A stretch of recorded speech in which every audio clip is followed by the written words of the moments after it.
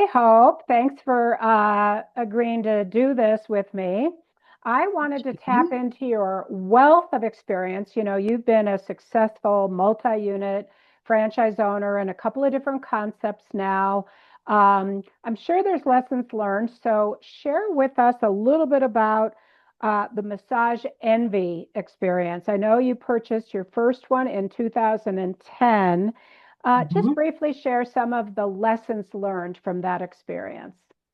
Sure. So I went in with knowing that I wanted a proven concept, hence Massage Envy, but I didn't want to be in an area where there were massage envies on every corner. So fortunately, I was able to open in a county in which I was the only one in the entire county for both my locations. So that was a huge advantage for me, and that was a huge importance because there was name and brand recognition, but lots of opportunity for new guests and new members. Tell us about your biggest challenge, which I know is going to be the labor because it's always the biggest challenge in any business, but tell us about the biggest challenge for you.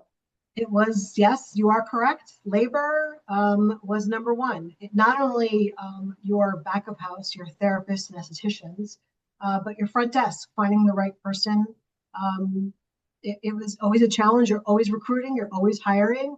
And unfortunately, it doesn't always, you don't always have enough supply to meet the demand, but you have to be on top of that number from the before you even open your doors. Staffing is so important, culture is so important, and making sure that your staff is appreciated because culture is all about culture in these industries. So that Yeah. is number one because then you have the retention. That's really important as well. I know a lot of people want to own a business that they can keep their big job and run this on the side. I feel like massage probably is not that, even though some of them say, oh, yes, you can be semi-absentee. But tell us your thoughts about how you did or how one would work their way out of the day-to-day uh, eventually. Sure. Initially, no, I was full-time owner operator, but I knew that I wanted to get out of the day-to-day. You have to hire a really, really good manager for an individual location or an excellent general manager if you're going to own more than three. I own two, so I was fortunate where I was able to finally find the right managers for each location, but that doesn't always happen together at the same time. Again, back to the always hiring.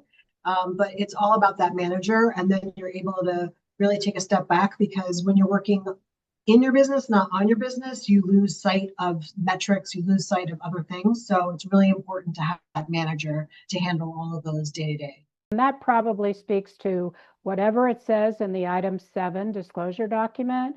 Plan on an extra 100,000 if you can, right? Wouldn't you say?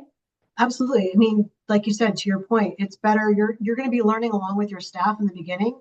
It's a lot of growing pains. It's drinking through that fire hose. So you get better at it, and therefore so does your staff. So you're going to have a lot of lessons learned in the beginning, a lot of mistakes made, but you're going to learn from them and get more efficient as you go along, for sure.